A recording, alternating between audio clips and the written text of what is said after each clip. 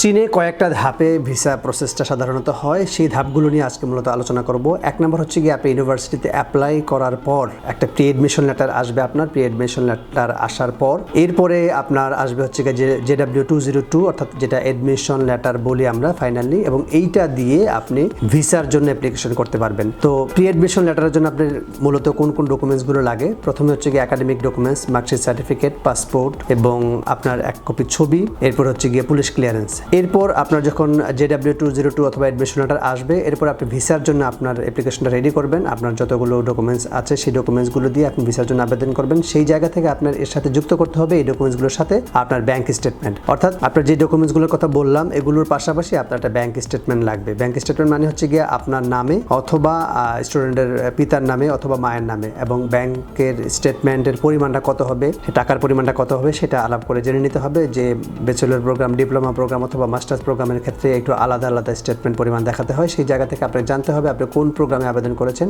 Bank statement সহ আপনার passport, marksheet certificate, ছবি সহ আপনি তখন ভিসার জন্য আবেদন করবেন। ভিসার জন্য আবেদন করার পরে ভিসা ইন্টারভিউর জন্য আপনাকে কল করা হবে। ভিসার জন্য আবেদনটা মূলত অনলাইনে করা হবে। এরপরে আপনাকে এম্বাসিতে ইন্টারভিউর জন্য কল করা হবে, ডাকা হবে, একটা ডেট নেওয়া হবে। সেই ডেটে আপনি এম্বাসিতে গিয়ে এম্বাসি ফেস করবেন। এম্বাসি মূলত খুব বেশি কঠিন কিছু জিজ্ঞেস করে না, আপনাকে ইউনিভার্সিটির কথা জিজ্ঞেস করবে, কোন ইউনিভার্সিটিতে যাচ্ছেন, কেন যাচ্ছেন, আপনি এই সাবজেক্ট কেন চুজ করলেন, একদম সাধারণ কমন কিছু কোশ্চেন আপনাকে জিজ্ঞেস করবে। তো সেই জায়গা থেকে এম্বাসি ফেস যেটা, এটা একেবারে ইজি, খুব বেশি কঠিন কিছু না। এম্বাসি ফেস করার পর এম্বাসি যদি মনে করে আপনাকে ভিসা দিবে, দেন হচ্ছে গিয়ে আপনাকে আপনার ফিঙ্গারপ্রিন্ট, বায়োমেট্রিক এগুলো রাখবে, এগুলো রেখে আপনাকে ছেড়ে দিবে। তারপরে 1 থেকে 2 দিনের মধ্যে আপনাকে ভিসা ডেলিভারি দিবে। ভিসা অ্যাপ্লিকেশন থেকে শুরু করে একদম ভিসা পাওয়া পর্যন্ত এই পুরো প্রসেসটা সময় লাগে সর্বোচ্চ 10 দিন, সর্বনিম্ন 5 দিন। মানে 5 থেকে 10 দিনের মধ্যে আপনি অ্যাপ্লিকেশন থেকে শুরু করে চায়না স্টুডেন্ট ভিসা পেতে পারেন সর্বোচ্চ 10 দিনের মধ্যে। চীনে উচ্চশিক্ষা সম্পর্কে আপনি আর কোন বিষয়ে জানতে চান অথবা আপনি কোন বিষয়ে আপনার জানার আছে সেই বিষয়ে আমাদেরকে জানাতে পারেন, কল করতে পারেন, হোয়াটসঅ্যাপ করতে পারেন অথবা কমেন্টস করে আমাদেরকে জানাতে পারেন যে আপনি কোন বিষয়ে জানতে চান।